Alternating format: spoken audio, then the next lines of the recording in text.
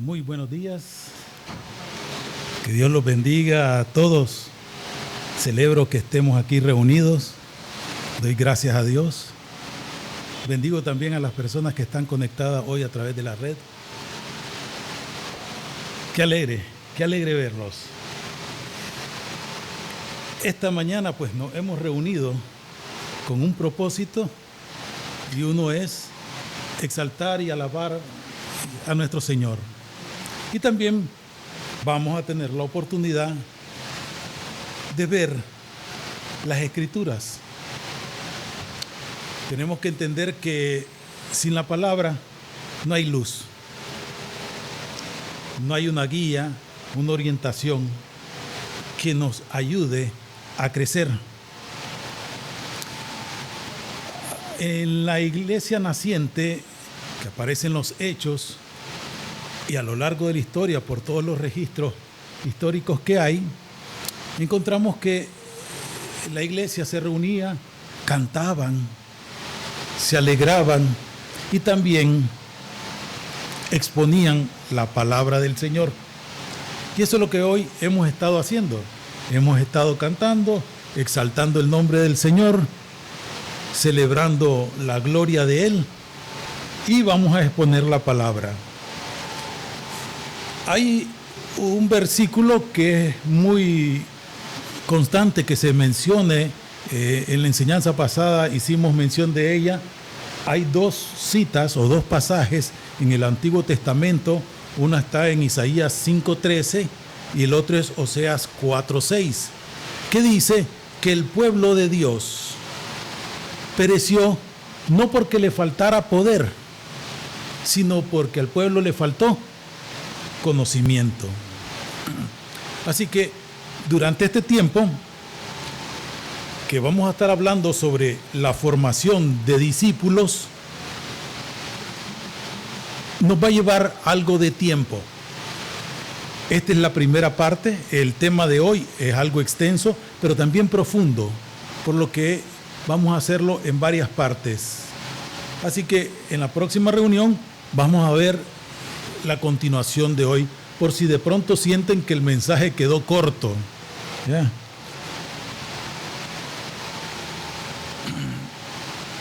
Tenemos que ver, y si hemos leído las Escrituras, encontramos que Jesús no solamente habló de que debíamos ser ovejas, sino también el ser y hacer discípulos.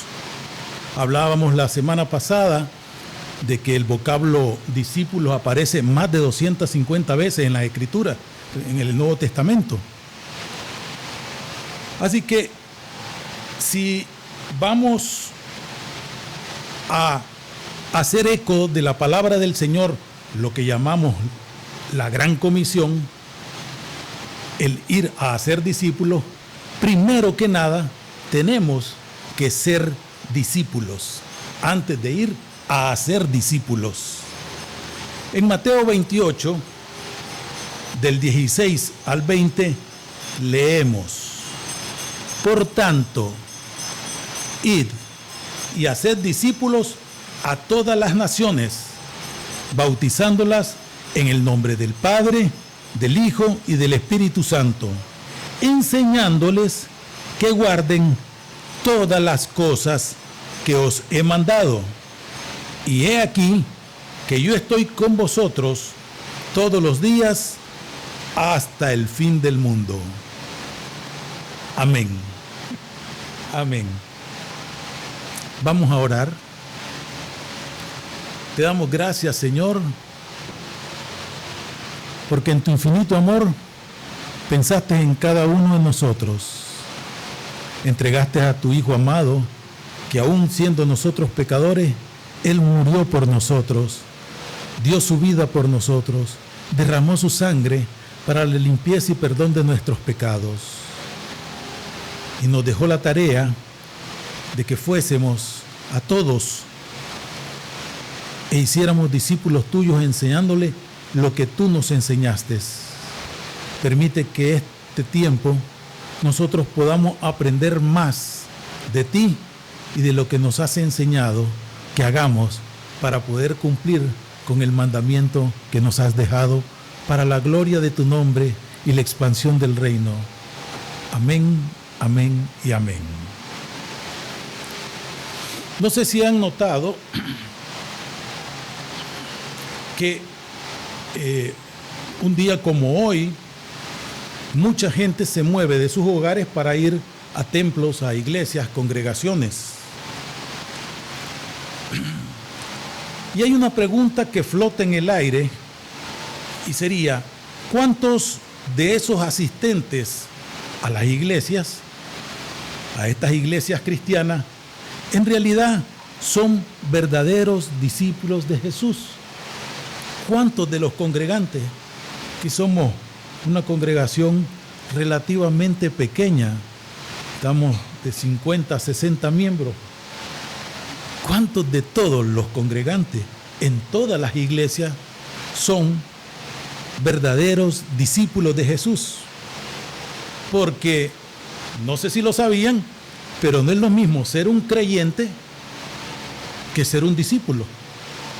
Porque si ustedes leen en Santiago 2:19, van a encontrar que hay un personaje que conocemos como Diablo, Satanás, que también cree en Dios. Sabe que Dios existe. Él no es un ateo.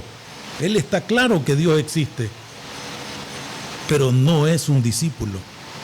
Él solo cree, sabe que existe, pero no le obedece. Así que un discípulo de Jesús tampoco es una persona que nació siendo discípulo. No es alguien así que de repente, ya, hoy nací y ya soy discípulo. No, no es así, no funciona. El discípulo se va formando en su caminar. Así tenemos que saber nosotros y entender que la formación de un verdadero discípulo de Jesús lleva su tiempo.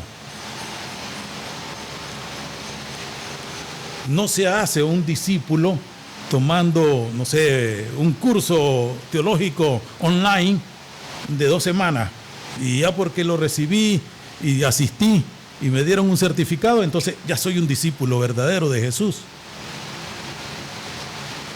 Tampoco, si alguien sabe algo de ciencia y estos temas de la evolución, no es un discípulo que nace por generación espontánea.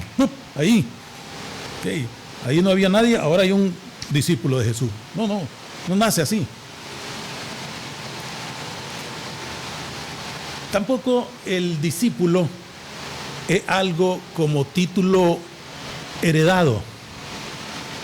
No puedo yo heredar el discipulado. Es decir, si mi papá es el pastor, no me hace a mí ser pastor, no me hace ser discípulo.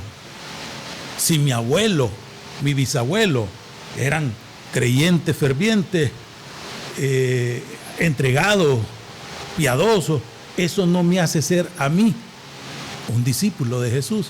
Aunque mi abuelo, mi bisabuelo, mi tatarabuelo, llegáramos hasta 15, 20 generaciones para atrás, fueran creyentes, no me hace ser a mí un discípulo. Así que yo no lo puedo heredar. Tengo que pasar por un proceso el cual lleva tiempo.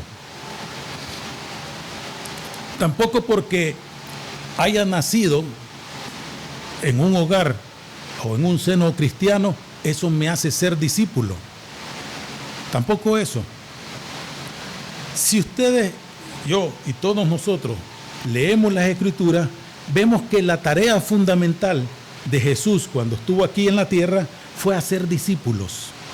Durante un aproximado de 3 años, él, cuando estuvo aquí en la tierra, Jesús estuvo muy interesado en la formación de verdaderos discípulos.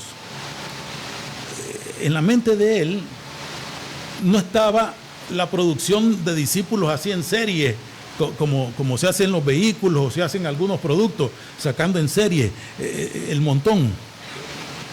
Eso no estaba en la mentalidad de Jesús. Él no tenía esa mentalidad de los asiáticos, de estar fabricando discípulos así, Sí, es cierto que países asiáticos producen o fabrican mucho, pero no tienen buena calidad. No voy a mencionar el nombre del país, pero ya todos saben, cuando uno dice made in o hecho en, saben que no tiene buena calidad. Jesús tuvo con sus discípulos un estricto control de calidad en la formación que Él le estaba proporcionando. Y Él está interesado hasta el día de hoy en que se formen verdaderos discípulos, discípulos de calidad.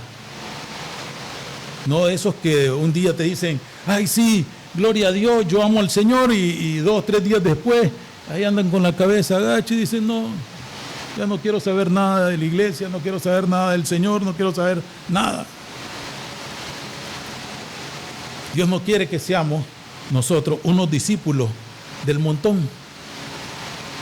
Durante esos 3 años, Jesús trabajó formando a sus discípulos y Él estaba a la vez interesado en que sus discípulos se pudiesen multiplicar. ¿Ya? Y en esa multiplicación, obviamente, discipularan con la misma calidad con la que fueron ellos formados. Tristemente, ese estándar de calidad que tenían los primeros discípulos, a través del tiempo se ha venido rebajando, se ha venido flexibilizando. Ahora, si ustedes se dan cuenta, todo el mundo es cristiano. Todo el mundo es cristiano. Pero le vas a escuchar en su vocabulario malas palabras, ofensas, y en sus actitudes asuntos agresivos, de odio, pero dicen que son cristianos. Ven tal vez a, no sé, una lorita cantando aleluya, aleluya, y ya dicen, ve, una lorita cristiana, porque ahora a todos le llaman cristiano. Vas en la calle y encontrás farmacia cristiana, ferretería cristiana, zapatería cristiana, todos tienen así nombres bíblicos. Te encontrás y llegás y encontrás que en algunos casos de estos negocios hasta te venden productos de mala calidad o te cobran un precio que no es el real. Fueron 3 años intensos de discipulado que hizo Jesús con estos muchachos que estaban con él. Y de acuerdo a esas escrituras, esos 3 años que pasó con sus discípulos, ustedes pueden ver, aunque tal vez no esté escrito de manera clara, pero lo podemos leer entre líneas, que Él comió con ellos, caminó con ellos, enfrentó o se encontraron con diversas situaciones de manera cotidiana. Si llovía, si hacía sol, si hacía viento, si hacía polvo, todo eso lo convivió con ellos. Y ellos, junto con Él, y Él, junto con ellos, dormía pues donde le agarraba la noche. Fue un discipulado intenso. Vamos a hacer, no sé, como un ejercicio así reflexivo. Vamos a ver, ¿cuánto tiempo promedio de instrucción, de enseñanza recibimos a la semana? Vamos a ver. Vamos a sacar el promedio más o menos en horas. En esto me ayudan los que son estudiantes y buenos en matemáticas. ¿Cuánto tiempo recibimos nosotros promedio de instrucción en la semana? En lo que va de ahorita, que no llevamos ni media hora, ya algunos hasta se están durmiendo. Así que quiero que presten atención y veamos y saquemos cuenta. El promedio más o menos vendría siendo así. Vamos a ver, los domingos 1 hora, promedio. Los martes, que nos reunimos también, un promedio de media hora. Los sábados, que nos reunimos, también otra media hora. Así que ya tenemos 2 horas promedio en la semana solo en las reuniones que tenemos, en las enseñanzas que recibimos, tenemos 2 horas a la semana. El mes serían 2 por 4, eso, 8 horas promedios al mes. 8 horas promedios al mes. ¿Al año cuántos serían? 8 por 12, 96 horas. Tenemos 96 horas. Estas 96 horas, si las traducimos a día, serían 96 entre 24. Nos da 4 días. 4 días completos en un día, en un año, recibiendo enseñanza. 4 días en un año.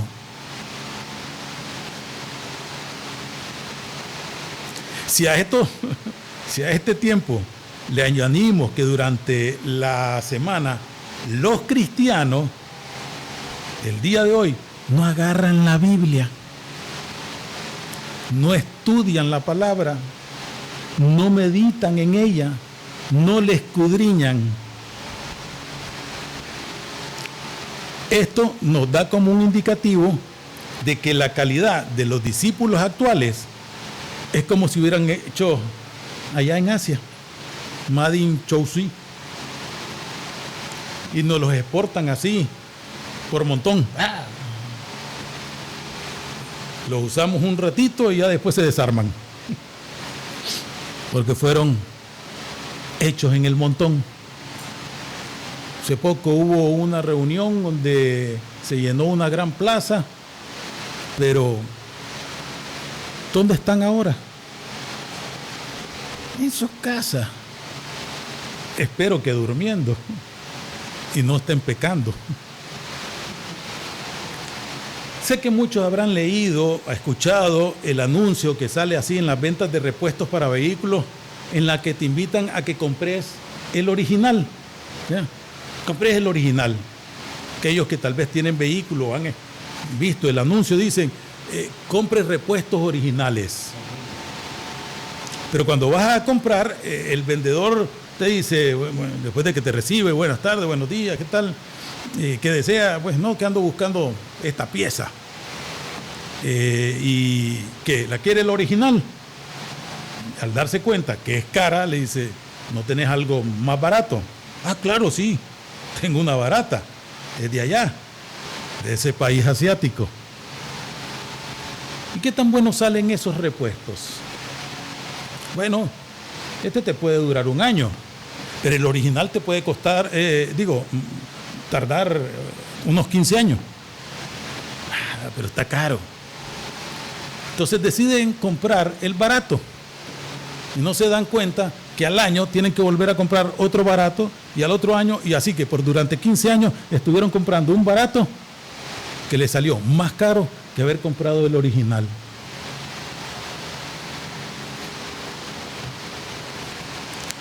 Todos saben lo que aparece en el libro de Proverbios 52:15. Lo barato sale caro, ¿verdad? Correcto. Tan buenos discípulos que son. Jesús tuvo, como les decía, un discipulado intenso de 3 años. 3 años. Y nosotros aquí 4 horas al año. Y se quejan. Y se duermen.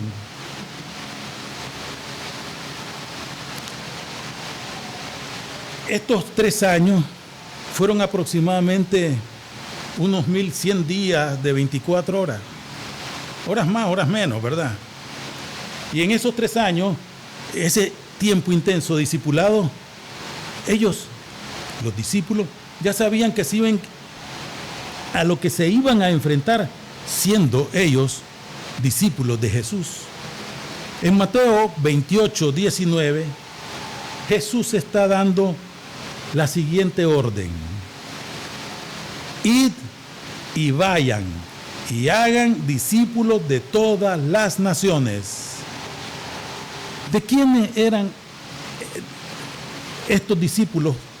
O esta instrucción era para ser discípulos de quién?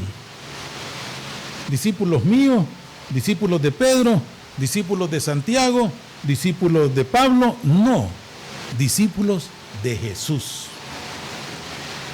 Así que hay mucha gente que va a las iglesias siguiendo a un hombre, a una figura y en algunos casos una marca.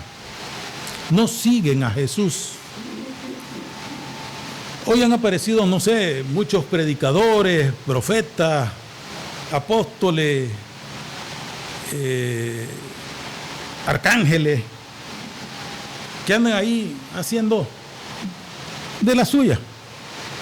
Dicen cualquier cosa que no tiene nada que ver ni con Dios ni con la palabra de Él. Y lo más triste es que hay personas que creen ciegamente lo que estas personas dicen. Y cuando le decís, mira, eso que estás diciendo no es bíblico, no aparece en la palabra, no lo dijo el Señor. Y ellos responden así, muy serio, firme, convencido. Es que mi líder, mi apóstol, mi arcángel lo dijo. Y para ellos es más importante esa figura de hombre que lo que dijo Jesús. Para ellos es más importante eso. Por eso Jesús dijo, vayan y hagan discípulos. Bautícelos en el nombre del Padre, del Hijo y del Espíritu Santo. Y en el verso 20 vemos que dice, enseñándoles que guarden. Enseñándoles que guarden. ¿Qué cosa? ¿Cuántas cosas quería que le enseñáramos? Todas las cosas que yo os he mandado.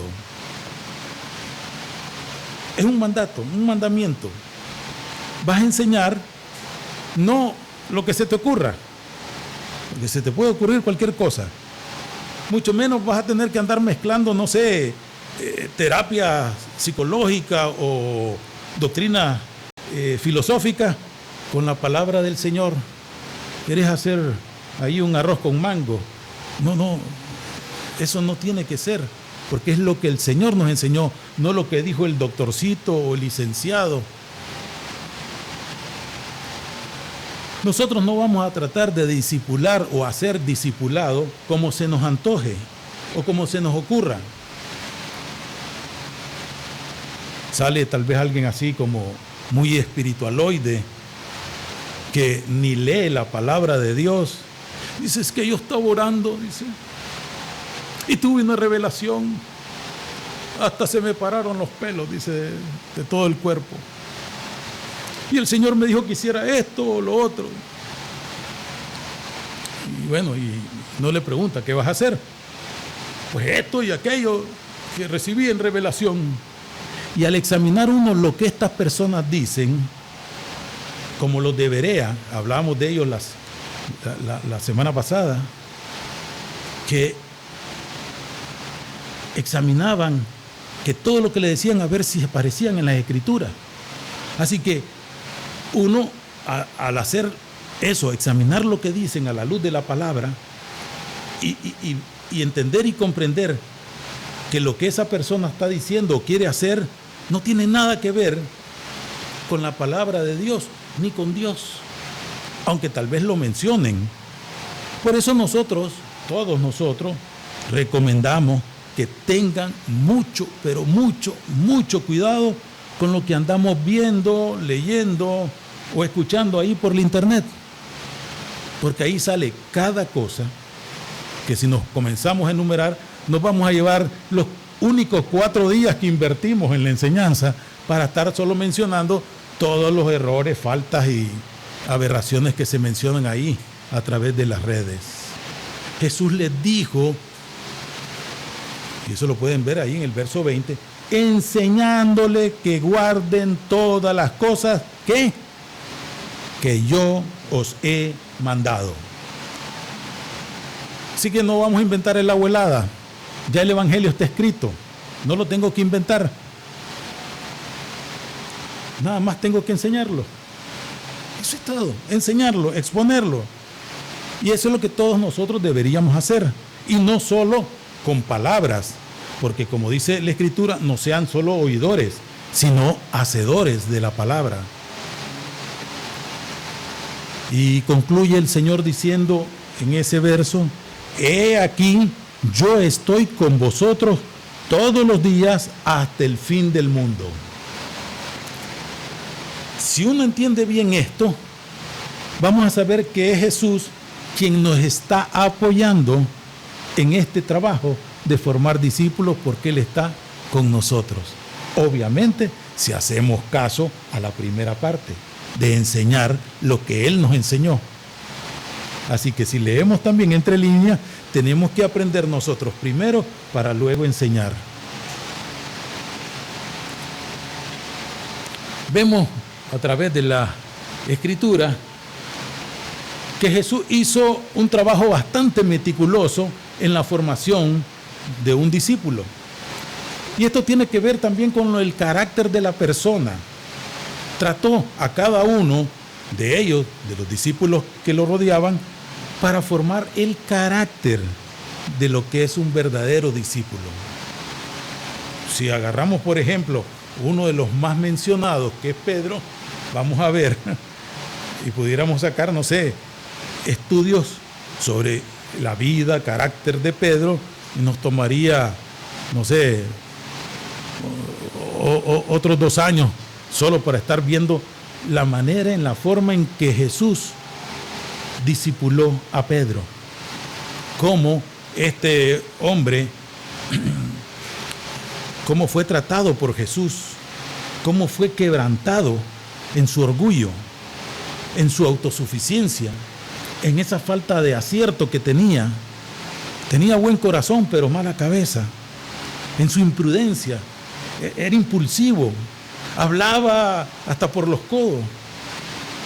Pero el Señor tuvo que ir trabajando durante ese tiempo, lo mismo que sigue haciendo con los discípulos que hoy tiene.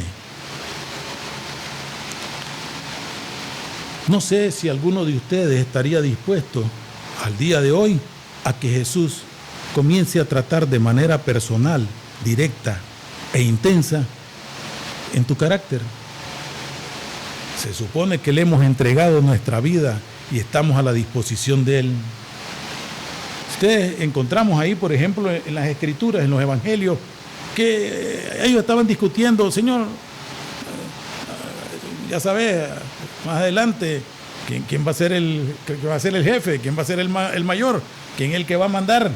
Había una discusión entre ellos. Aquí se lo estoy diciendo así de una manera sencilla, pero entre ellos había cierto sentimiento oculto ahí de envidia o de orgullo o de superioridad. El que va a mandar soy yo, por eso estoy al lado de él. No, pero si yo también como con él, yo también camino con él, dice el otro. Si hacemos todo junto aquí. O sea, comenzaron a discutir. Pero inmediatamente el Señor los detiene y les enseña. Miren, dice que los reyes de la tierra se enseñorean con la gente, con los que ellos tienen. Que no sea así entre ustedes. No estén pensando locurita. Así que cuando vean que alguien de pronto se le sube los humos a la cabeza, aquel que está diciendo, aquí mando yo y por mis pistolas, aquí nadie me mueve, esa persona es un mal discipulador, porque es un mal discípulo. Y a esta persona no hay que seguirlo. Y hay muchos de esos llamados líderes actuales que hacen eso. Aquí se hace lo que yo digo. Pero puede salir alguien ahí defendiéndolo, diciendo, pero ese es el hombre de Dios. Hay que tener cuidado, dice. No nos confundamos. Como dicen por ahí, no confundamos el gimnasio con la magnesia. Jesús dijo claramente cómo debían de ser los ministros de Dios. Está escrito. No lo vamos a inventar. Luego encontramos a los discípulos que están un día presumiendo, miren las paredes del templo, qué bonito, qué grande, qué majestuoso, qué este y el otro. Jesús les dice, en 3 días esto ya no va a estar. Jesús aprovechaba cada momento, en cada situación, para centrarlos a ellos, porque lo importante no era lo material. Ellos tenían que entender en ese momento, y lo aprendieron, que no iban a trabajar en los templos físicos, sino en los templos humanos, en los que el Señor tiene hasta el día de hoy la intención de seguir edificando. Hoy en día, o actualmente, vemos que la enseñanza que se da, ya no es para los templos vivos, para su edificación, sino que los enfoques son de tener un salón grande, iluminado, alfombrado, aclimatado. Ese es el énfasis ahora en muchas iglesias. Muchos líderes están preocupados porque estén muy cómodos, con asientos reclinables, una gran orquesta, pero no están preocupados en la formación del carácter de cada uno de nosotros a la luz de la palabra. Hoy le dan más énfasis al dinero.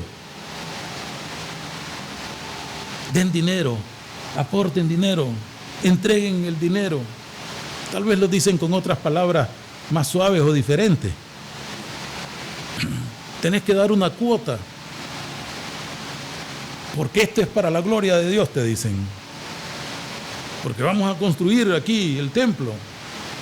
Y el énfasis no está en aprender la palabra del Señor. Hay un miembro aquí de la congregación que estuvo en otra iglesia que el énfasis era eso.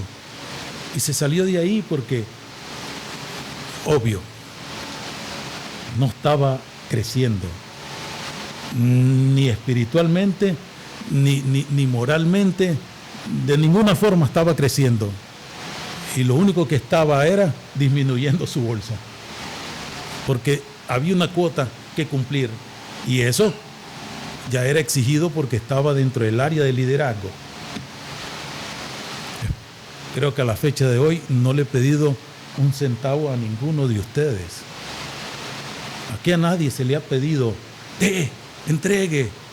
Si alguien ha dado, que Dios lo bendiga, porque sé que lo han hecho de corazón. Y el que no ha podido, que Dios también lo bendiga y pueda tener la oportunidad de llevar siempre el alimento primero a su casa. Bien. No sé si recuerdan el pasaje también cuando los discípulos estaban en la barca y un día se llenaron, una noche se llenaron de temor por los vientos, la tormenta. Así que cuando él reprendió el viento, ¿qué les dijo? ¿Dónde está tu fe? ¿Dónde está tu fe? El Señor estaba constantemente formándolos. Estaba haciendo discípulos de calidad. Porque Él sabía, y ellos llegaron a aprenderlo, que a su vez iban a formar a otros. En muchas congregaciones, iglesias, vemos que ponen, como dicen, a cualquier neófito. Y un neófito es alguien que es nuevo. Ya, no es una palabra denigrante, pero es alguien que es nuevo, que no tiene una base firme. Puede decir, recibir o adquirir conocimiento esta persona. Puede ser alguien también muy estudioso, pero no ha desarrollado el carácter y debe ir a la par. El desarrollo del carácter, el estudio, la formación, y todo eso lleva tiempo. Todo eso lleva tiempo. Las Escrituras nos enseñan, y lo podemos ver en el libro de Efesios, en el capítulo 4, en el verso 11 y 12, que Pablo era un buen discipulador, inspirado por el Espíritu Santo, escribió lo siguiente, y leo: y él mismo, Jesús, constituyó a unos apóstoles, a otros profetas, a otros evangelistas, a otros pastores y maestros. ¿Para qué creen que lo hizo así? para que estas personas se enseñorearan del rebaño. Lo hizo con un propósito.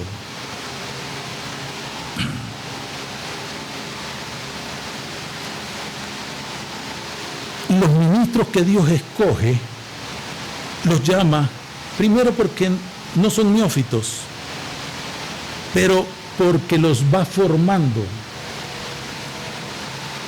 con un propósito. ¿Para qué? Dice. En el verso 12 dice, a fin de perfeccionar a los santos. Y perfeccionar significa llevarlos a la madurez, para instruirlos, corregirlos, disciplinarlos, enseñarlos, dirigirlos, reprenderlos, exhortarlos. Entonces, ¿cuál es el trabajo de un pastor, un maestro, un profeta, un ministro del Señor? Según la Biblia, ¿verdad? Es ayudar a llevar a los hijos de Dios hacia la madurez, formar discípulos para la obra del ministerio, para la edificación del cuerpo de Cristo, hasta que todos lleguemos a la unidad de la fe y del conocimiento del Hijo de Dios. Amén. Ese es el propósito.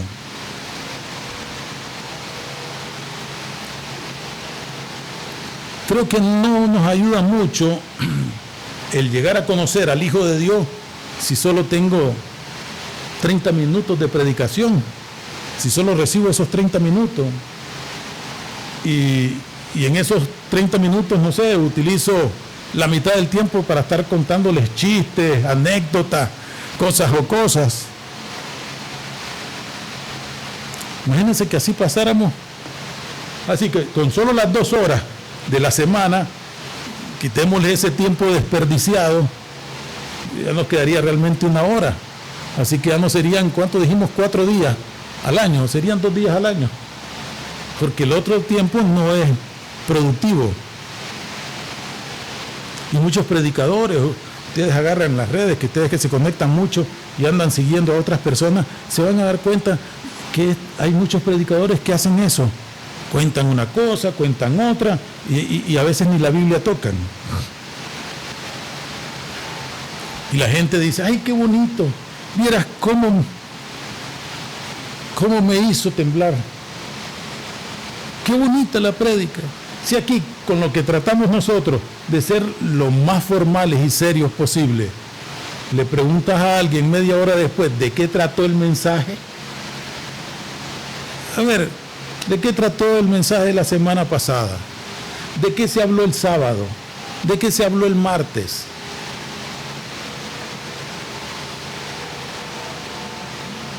¿O se les olvidó? ¿O no lo saben? Claro, hay algunos que anotan, toman nota. Yo los veo tomando notas. Y ellos pienso que después, en su tiempo libre o en un espacio de tiempo, agarran y leen y dicen, ¿será verdad que en Efesios 4:11 dice eso? Que él hizo a unos apóstoles, profetas, maestros. Ah, sí. ¿Y lo hace para qué? Ah, dice la palabra, hasta que todos lleguemos a la unidad de la fe y del conocimiento del Hijo de Dios, un varón perfecto a la medida de la estatura de la plenitud de Cristo. Así que a eso es lo que debemos aspirar todos, llegar a la estatura de Cristo. Y eso es bastante alto.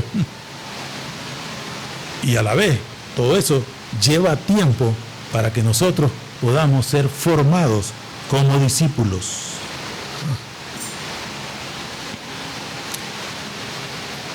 Si seguimos leyendo y vemos en el verso 14 ahí mismo de Efesios 4, encontramos algo que nos clarifica el por qué o el para qué de hacer todo lo anterior. Dice, para que no seamos niños fluctuantes. Ustedes saben, o el que no, pues hoy lo vamos a aprender, que una persona fluctuante es, y hacen la comparación como las olas del mar, una barquita que está ahí en medio del mar, que es llevado de un lado para otro. Una persona que es bien emocional. son aquellos que dicen, nadie me quiere, todos me odian. Encontramos personas así en la congregación o en otras congregaciones. Aquí no he visto ningún llorón.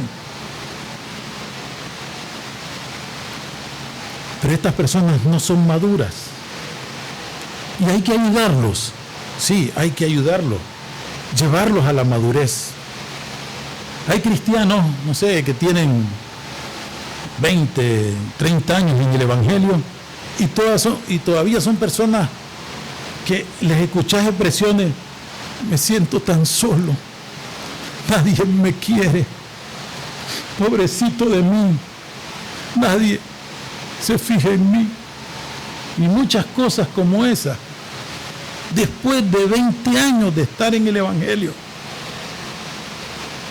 Otros andan ahí cargando,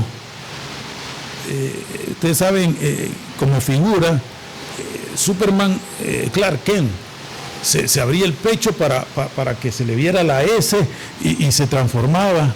Pero algo similar, hay algunas personas que se descubren el pecho no para que le vean la S, sino para que le vean una gran herida que tienen ahí, y otros en la espalda, otros en sus brazos, las heridas, o en sus piernas. Pero no son heridas físicas, ojo, ya. Son unas heridas que no quieren cerrar, ni quieren ellos que sea sanada. Sale alguien y dice, cuando yo era niño, mi padre me abandonó y me tiró así a la basura. Porque mi padre, cuando mi mamá le dijo que ella estaba embarazada y yo estaba en su vientre, él le dijo, yo no quiero a esa criatura, ese no es mío. Ay, me tiró, me abandonó. Y eso siempre lo anda contando con cuanta persona se encuentra aquí en la iglesia y en la calle. Y a quien no le pregunta, él se lo cuenta. Porque ahí anda esa persona cargando esa herida que no quiere sanar, no quiere que sea sana, ni quiere dejarse curar. Y uno tal vez piadosamente le dice, perdona a tu papá, perdónalo. Ay, pero es que usted, hermano, no sabe lo que yo siento, dice. Cuando yo me enteré, dice, que mi papá me abandonó, me tiró así a la basura, sentí así bien feo aquí adentro. Entonces no lo puedo superar, y todavía te expresa ese sentimiento y casi se lo puedes tocar. Así que imagínense en esa persona que estuviese predicando o discipulando. ¿Qué creen que va a discipular? ¿Qué creen que va a enseñar?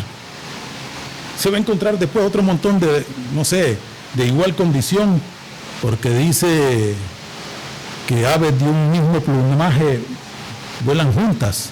Así que se va a juntar con un tipo de personas iguales a esa persona, y ahí vas a ver el río de lágrimas y de sangre, de un dolor que no permiten que sea sanado ni curado, porque no quieren madurar. Nosotros no nos podemos quedar ahí abriéndonos la herida sin el deseo de ser sanados. Y el discipulado es para llevarnos hacia la madurez, hacia la sanación, a llegar a la altura de la estatura de Cristo, para que ya no seamos niños fluctuantes, dice la palabra, llevados por doquier de todo viento de doctrina. Y eso hoy lo podemos ver palpable. Sale cada gente con cada cosa. Si de pronto alguien dice, mira, hermano, allá donde me reúno, dice, caen, no sé, están cayendo plumas de ángeles, y ahí va toda la gente a ver el escándalo, el plumerío de plumas de ángeles que están cayendo. No, es que venga a ver aquí, venga a ver allá, y que esto y lo otro, y hay unas manifestaciones ahí todas raras. Y la gente va por el show, por el escándalo, por la novedad. no van buscando al autor y consumador de la fe. Quieren creer en lo que quieren, menos en la verdad. Hay gente también que va de congregación en congregación, de iglesia en iglesia, para ver qué encuentran, a ver qué nuevo aprenden, qué nuevo saben, qué nuevo le dicen. No les gusta sentarse con ustedes a escuchar la palabra. Ellos quieren acción, un show, que haya, no sé, de avivamiento. Quieren eso, la manifestación de un poder. Y así hay muchos cristianos hoy. Gracias a Dios, aquí no somos así. Sé que ustedes se sientan con respeto, con disciplina, a escuchar la palabra del Señor, porque quieren ser discipulados, quieren ser discípulos de Jesús. Jesús se sentaba con ellos, les enseñaba. Si ustedes agarran las escrituras y van a ver que Jesús dice, y se sentó y les enseñaba. Se subió a la barca, se sentó y les enseñaba. Cuando tenía 12 años y se perdió de ahí en el templo, los padres, ¿dónde lo encontraron? Lo encontraron sentado, hablando con los maestros de la ley. Estaba sentado. Él siempre se sentaba para hablar, no era para descansar, para enseñar, para instruirlo, para corregirlo, guiarlo, orientarlo, formarlos. Él se tomó su tiempo. Y eso lo hacía porque los amaba. No era porque, bueno, tengo que cumplir con la tarea. De 8 a 5 es el horario de trabajo, la mayoría. O de 7 a 12, las clases más o menos, ¿verdad? El horario. O los que van en la mañana, o de 1 a 5, los que van en la tarde. Tienen que cumplir con el horario. No. Él en todo tiempo, en todo lugar, en todo momento, les estaba enseñando porque había amor en él para ellos. Pero habían otros que le aparecían por ahí y le dicen, no, a ver, mostranos, demostranos, enseñanos cómo es que decís que sos el Hijo de Dios. A ver, mostralo. Queremos ver así el avivamiento. Aquí, hermano, no hay movimiento, no hay fuego. Él les decía y les respondía, la señal que ustedes quieren ver, sí, se la voy a dar. Les voy a dar la señal de Jonás. Nada más. Se quedaban. Para eso el Señor discipuló a sus discípulos, para que luego, con la misma calidad con que ellos fueron formados, ellos pudieran discipular, se pudieran multiplicar e hicieran discípulos de calidad. Para que ya no seamos niños fluctuantes, dice la palabra, llevados por doquiera de todo viento de doctrina, por estratagema de hombres que para engañar emplean con astucia las artimañas del error. Este estratagema significa engaño. Los que han oído o han tenido la oportunidad de pescar con anzuelo, es algo así. Es tirar el anzuelo para que el pez, como dicen el dicho, por su propia boca muera. Pero para que el pez pueda morder el anzuelo, se le pone un señuelo, algo falso. En algunos casos vivo, pero ponen ahí que una mosca artificial o un gusanito de plástico o algo, para que el pescadito muerda, trague y se muera. Esas son las estratagemas que usa el mundo. El engaño que hombres emplean con astucia, el error, la mentira. ¿Y dónde creen que usan eso esta gente? ¿Adentro o afuera de la iglesia? Lo usan adentro de la iglesia. Porque ya los de afuera, los de la calle, ya están engañados. Los que están en la iglesia, vamos conociendo la verdad. Juan 8:32 nos dice, y conoceréis la verdad, y la verdad os hará libre. Los que están allá afuera no conocen la verdad, ya están engañados. A ellos no hay que hacerles mucha bulla, dicen estos engañadores. Vienen aquí, se meten, se infiltran entre nosotros y comienzan. Y ya te fijaste y te diste cuenta y tal cosa. Y comienzan a meter mentiras, engaños entre la iglesia. Y en el verso 15 dice, sino que siguiendo la verdad en amor, crezcamos en todo. ¿Pero en todo en qué? En Cristo. Y crezcamos en todo. Y cuando dice todo, es todo, pues, en todas las áreas. Seamos como ovejas, como discípulos, como esposos o esposas, como padre o madre, como hijos, como hermanos, como amigos, como ciudadanos, como trabajadores, como estudiantes. Dice, crecer en todo en aquel que es la cabeza, esto es Cristo. Esto está claro, que para crecer se requiere tiempo. ¿Así es o no es así? Más o menos, ¿qué edad tiene usted? Bueno, ¿qué edad tiene? 43 años. Se requirieron 43 años para que usted esté ahí así. 43 años. ¿Cuántos años tiene? 16, 17. 17. Se requirieron 17 años para que usted esté así. Igual. Se requirió tiempo para que nosotros estemos como estamos. A ver, ¿cuánto tiempo creen que se necesita estudio, verdad? Para que alguien sea doctor. ¿Cuánto? 3 años. 10 años. ¿Quién da más? ¿Quién da menos? Ok, exactamente.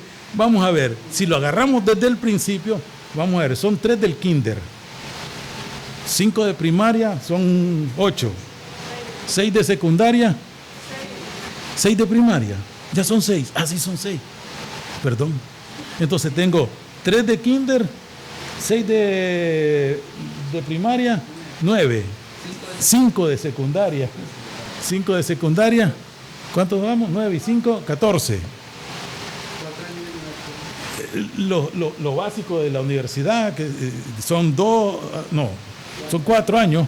Ya teníamos 14, más 4, 18, más otros 2 años del internado, 18, 20, digamos, otros 3 a 5 años de especialidad. Así que tenemos, ¿cuánto? 25, 26 años. 26 años para ser un doctor, un cirujano. No son 3 años o 4 años, no. Igual para un abogado, un arquitecto, un ingeniero. Estoy hablando de estas profesiones universitarias. Pero si a eso le agregamos que tienen que tomar, por ejemplo, los licenciados en administración de empresas, que toman un posgrado, una maestría, un doctorado, y se le van sumando los años de estudio, de formación, de preparación. Así que en algunas iglesias hay gente que tiene un año de asistir, un año. Y no cuando digo un año, calendario, ¿verdad? No los 365 días, viene solo los domingos, son 52 domingos. Tiene 52 domingos de asistir. Y algunos líderes de iglesia, ok, como yo te veo que vos venís todos los domingos, ok, ahora vos vas a predicar. Y como te oigo que tenés buena voz, ahora vos vas a cantar. Y como la veo que es bien disciplinada, ahora usted va a estar a cargo de los hermanos del servicio.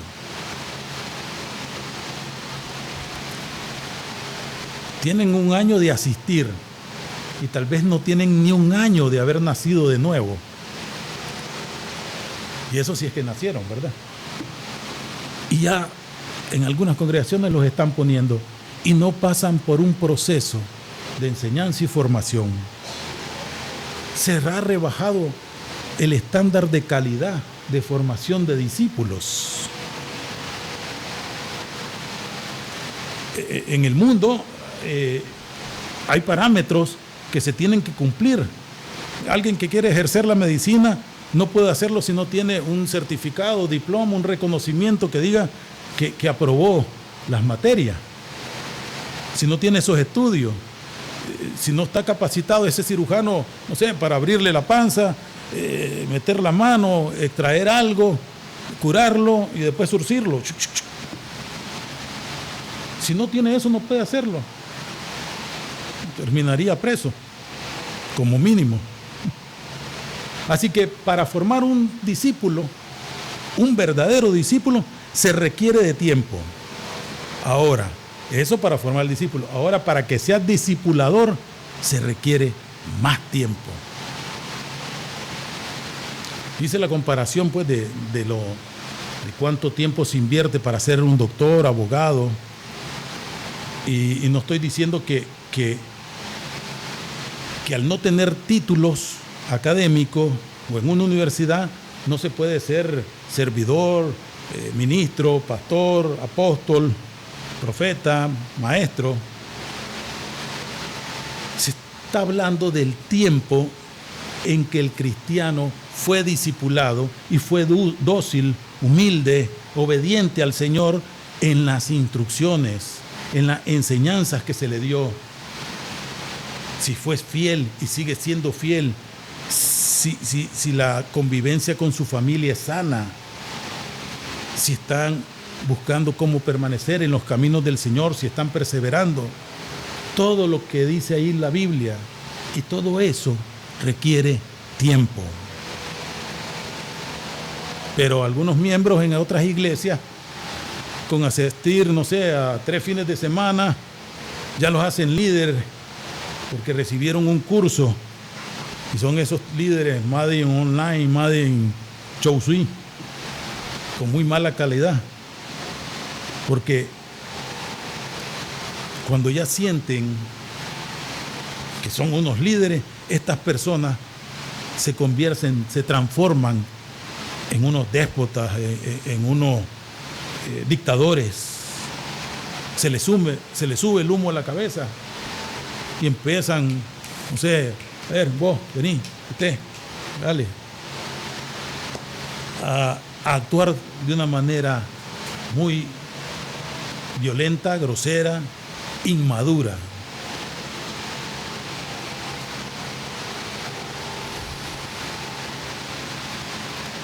Gálatas 4:19. Pablo decía: hijos míos, por quienes vuelvo a sufrir dolores de parto hasta que Cristo sea formado en vosotros. Sufro dolores de parto, dice. O sea, había en Pablo un dolor, una preocupación para que los gálatas fueran formados, para que Cristo se formara en ellos. Estos gálatas se dejaron engañar por unos judaizantes que habían ahí, porque si han leído la carta a los gálatas, Pablo les dice, y lo ven en el mismo capítulo 3, el verso 1, oh gálatas insensatos.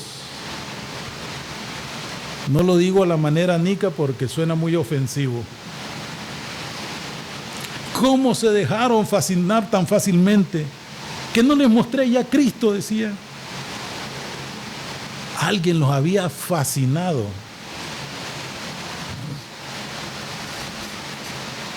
Este concepto, y ya voy a ir más o menos terminando, esto de maestro y discípulo, el concepto se formó en Grecia. Así que cuando Jesús estaba aquí en la tierra, el concepto de discípulo era que el maestro de cualquier materia, en la mayoría de las ocasiones, el maestro tenía más importancia para el discípulo que su mismo papá. Así que eran en aquellos tiempos cuando alguien era discípulo, no sé, estos filósofos famosos, usted que hizo examen de filosofía ayer, Aristóteles, Platón, Sócrates, estos cuando alguien era discípulo de estos personajes, la gente los miraban como a alguien más importante que su papá. Para estos discípulos, estos hombres eran más importantes que su papá. Por eso cuando Jesús dijo en Lucas 14:26, si alguno viene a mí y no aborrece a su padre y madre y mujer e hijo y hermano y hermana y aún también su propia vida, no puede ser que mi discípulo. Así que bajo este contexto se entienden estos versículos, porque el maestro era más importante que la familia, que el padre, que los hijos. Y la gente lo entendió claro. Así que más adelante, ahí en el verso 27 dice, y el que no lleva su cruz y viene en pos de mí, no puede ser mi discípulo. Como ellos estaban con la influencia de la cultura griega, de que el maestro era más importante que su padre, cuando Jesús les dice entonces estos dos versículos, el que prefiere a padre o madre más que a mí no puede ser mi discípulo, estaban claros, entendieron eso. Hoy escuchamos interpretaciones de eso como que no va. Así que en los tiempos de Jesús, ser discípulo de algún maestro era también, por otra parte, algo temporal. El que era discípulo de estos filósofos, Sócrates, Platón, Aristóteles, era algo temporal. Y era mientras recibían la materia o la enseñanza o la doctrina que estaban enseñando. Pero con Jesús, ser discípulo es diferente. ¿Por qué? Porque ser discípulo de Jesús ahora requiere que el discípulo iba a ser para toda la vida. No era algo temporal. Jesús no permitía, según su enseñanza, que sus discípulos se volvieran para atrás. Jesús les dijo que a los que querían seguirlo, si quieres ser mi discípulo, le decía, si quieres ser mi discípulo, tenés que estar dispuesto a todo, aún a dar la vida por tu maestro. Entonces los que estaban ahí con él y lo oyeron, entendieron que el maestro, Jesús, estaba demandando más que los maestros griegos. ¿Por qué? Porque Jesús es el maestro de los maestros, es el Señor de señores, es el Rey de reyes. Así que en Lucas 9:57 dice, yendo ellos, uno le dijo en el camino, Señor, te seguiré a donde quiera que vayas. Este como que parecía que no había entendido, y Jesús de una manera así alegórica o poniéndole unos ejemplos le dice en el verso 58, las zorras tienen guarida y las aves de los cielos nido, mas el Hijo del Hombre no tiene dónde recostar la cabeza. ¿Qué le estaba diciendo a este hombre? Yo puedo estar aquí hoy, después estar en otro lugar. Puedo quedarme a dormir, no sé, debajo de un palo o debajo de un puente. En algún lugar me pueden dar hospedaje y en otro no. Jesús te le está diciendo, ¿estás dispuesto a pasar cualquier circunstancia si decides seguirme?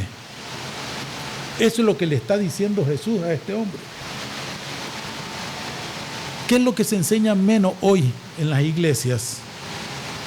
Hoy se enseña a los cristianos que ya no debemos sufrir por Cristo, que debemos ser ricos, que ya debemos, no sé, irnos de paseo en un crucero por el Caribe, o mejor, nos vamos por el Mediterráneo, allá a las Europas. Tenemos que disfrutar de una vida abundante. Eso que el Señor nos dio, lo tenemos que disfrutar. Así que si hay algo eventual, adverso, negativo, alguna enfermedad, una circunstancia, alguna prueba, es que el diablo te atacó y no permitas que te arrebate lo que Dios te ha dado. Por eso la calidad de los discípulos actuales deja mucho que desear al menos que nosotros, usted y yo, lo entendamos bien y pongamos la mano en el arado y no miremos para atrás. ¿Cuántos se apuntan para eso? Hoy, si en aquel entonces era una multitud y solo quedó con 12 aquí, gracias por participar. Y de esos 12 que les quedaron, uno lo traicionó y después los otros, el día clave, lo abandonaron. En Lucas 9:59 dice, a otro, sígueme. Y él le dijo, Señor, déjame primero que vaya, que entierre a mi padre. Jesús le dijo, deja que los muertos entierren a sus muertos. Y tú ve, anuncia el reino de Dios. Entonces también dijo otro, te seguiré, Señor, pero déjame que me despida primero de los que están en mi casa. Y Jesús le dijo, ninguno que poniendo su mano en el arado mira hacia atrás es apto para el reino de Dios. Y aquí apto es idóneo. Nadie que anda allí titubeando puede ser discipulador y menos apto para enseñar ni para vivir el reino de Dios.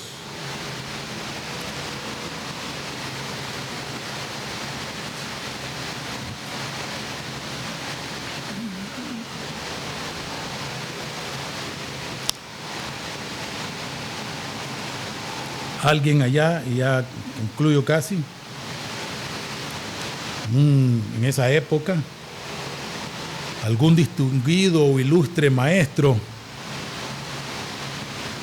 al discípulo le daba, solo por ser mi alumno, mi discípulo, este discípulo adquiría fama también, orgullo, reconocimiento. Eso también le daba influencia y aún riquezas materiales. Así que se pueden imaginar a los discípulos de ¿quién? Aristóteles, Sócrates, Platón, poniendo ahí en su currículum, yo estudié con fulanito, mi maestro fue menganito. Y la gente va a quedar, ¿y él fue tu maestro? ¡Wow! Así que estos se hacían bastante famosos en su época porque seguían a un maestro famoso que les producía orgullo, un reconocimiento, influencia. Hay un pasaje interesante aquí en las Escrituras donde Pablo menciona que fue instruido a los pies de Gamaliel. Gamaliel era un maestro judío de alto rango, muy respetado, con mucho conocimiento, con mucha sabiduría. Y Pablo fue instruido a los pies de él. Significa que él estuvo sentado y Gamaliel enseñándole, y ahí estaba Pablo. Esto enriqueció realmente el currículum de Pablo. Es como que si hubiera dicho, no, pues yo estudié en qué universidad, famosa, la Universidad de Harvard, y lo pones a la par de alguien que estudió, no sé, en una universidad de garaje de las que hay por ahí.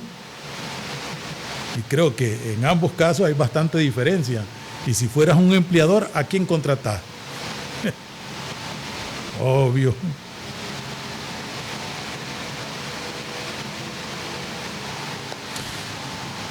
Así que tener un maestro de calidad llena al discípulo de cierto orgullo. Así que cuando Pablo se hizo discípulo de Jesús, miren lo que dice en Filipenses 3, del verso 4 en adelante. Aunque yo también tengo que confiar en la carne, o en otras palabras, pues yo estudié ahí en Harvard. Si alguno piensa que tiene de qué confiar en la carne, o en los logros humanos, los diplomas, posgrados, másteres, yo fui circuncidado al 8º día, soy del linaje de Israel, de la tribu de Benjamín, y todo eso está en el currículum de Pablo. Hebreo de hebreos, en cuanto a la ley, fariseo, o sea, tenía un estricto control de la ley, dominio de la ley, se la sabía muy bien el hombre. En cuanto a celo, perseguidor de la iglesia, en cuanto a la justicia, que es la ley, irreprensible. O sea, él vivía una vida irreprensible ante los ojos de los demás, aunque, como dice también Romanos 3:10, No hay un justo ni aun uno. Pero delante de los demás era eso. Y Saulo también tenía influencia y un respeto, porque la gente decía, ese Pablo no fue quien solicitó cartas para perseguir a los cristianos y se las dieron los del Sanedrín. Así que era alguien muy influyente. Y luego dice del verso 7 en adelante, pero cuantas cosas eran para mi ganancia, las he estimado como pérdida por amor de Cristo. Y ciertamente aún estimo todas las cosas como pérdida por la excelencia del conocimiento de Cristo Jesús, mi Señor, por amor del cual lo he perdido todo y lo tengo por basura para ganar a Cristo. Muchos andan buscando fama, reconocimiento, tener influencia. Pero dice que Pablo, él tenía por basura todo eso. Y esto va a sonarle fuerte a algunos. La palabra original en la que se traduce aquí basura es la palabra griega skúbalon y significa excremento, estiércol, desecho. Así que Pablo lo tenía, todo eso en su currículum lo tenía por basura. Así que es muy fuerte esa expresión, que todo eso lo tenía así para poder ganar a Cristo, para seguir a Cristo. Ya no le importaba. Así que Jesús, como el maestro de maestros, jamás nos ofreció ni fama, ni orgullo, ni reconocimiento, ni influencia. Tampoco nos ofreció riqueza material. Al contrario, Él le enseñó a sus discípulos y les dijo cosas como estas. Bienaventurados sois cuando por mi causa os vituperen. Vituperiar significa difamar. No sé si alguno de ustedes los han difamado por ser cristianos. Y también dijo, y os persigan y digan toda clase de mal contra vosotros mintiendo. Así que no les aseguró ni fama, ni dinero, ni reconocimiento. Le aseguró persecución.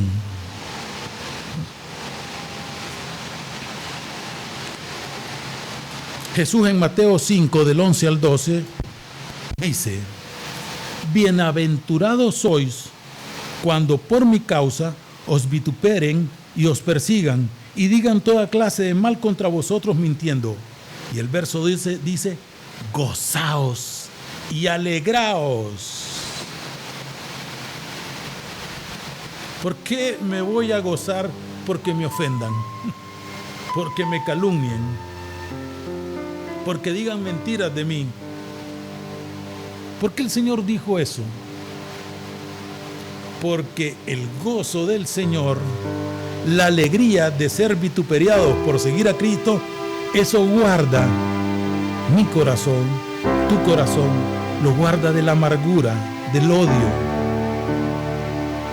¿Y cuántos asistentes a iglesias vemos con el corazón amargado, lleno de rencor y de odio? Así que dice el Señor, alegraos, gozaos, porque vuestro galardón es grande en los cielos, porque así persiguieron a los profetas que fueron antes de vosotros. Así que cuando Jesús les demanda el ser discipulado y les dice eso, los que ayer dijeron, ¿cómo voy a tomar la cruz y seguirlo? O sea, este no me está ofreciendo nada bueno, nada bonito. Está como medio difícil este asunto. Porque los otros maestros, pues no sé, estudiar a los pies de Aristóteles o de Gamaliel, pues le daba a estas personas mucho currículum.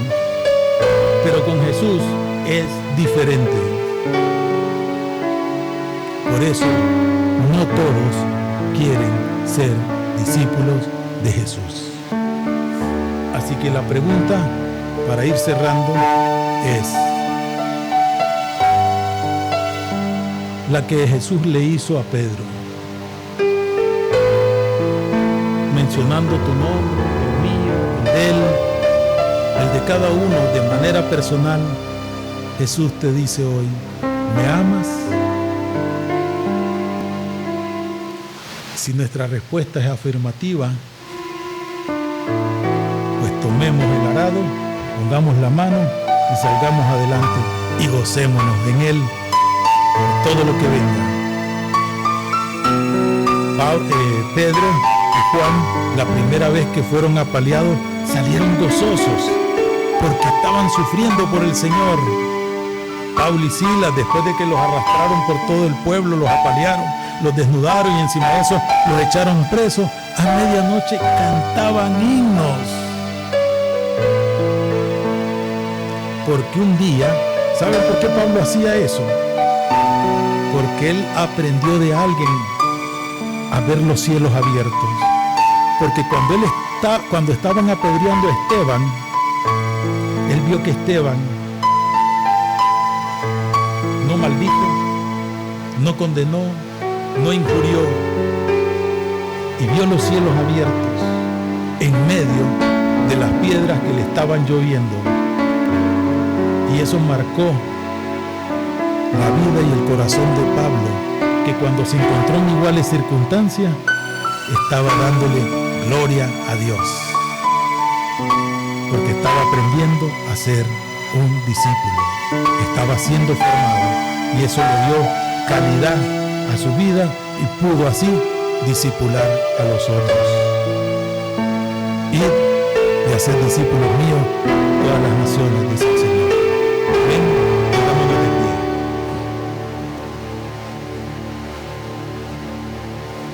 Te damos gracias, Señor, por que en tu amor y en sabiduría nos has dejado escrito tu palabra, tus leyes, mandamientos, preceptos, instrucciones, guía, para que nosotros podamos no solamente vivir en esta tierra conforme a tu voluntad, conforme a tu plan, sino que podamos ser luz y sal en esta tierra, en este mundo, delante de los hombres. Ayúdanos a entender que necesitamos primeramente de ti, que eres la fuente de todo, para poder crecer y madurar y ser discípulos de calidad a tus ojos, y podamos de esa manera enseñar, instruir, guiar a los hermanos, para que seamos todos formados y lleguemos a la estatura, a la medida de Cristo, y podamos de igual manera dar la vida por los demás, dándole la gloria a Jesús, al Padre, al Espíritu Santo. Amén.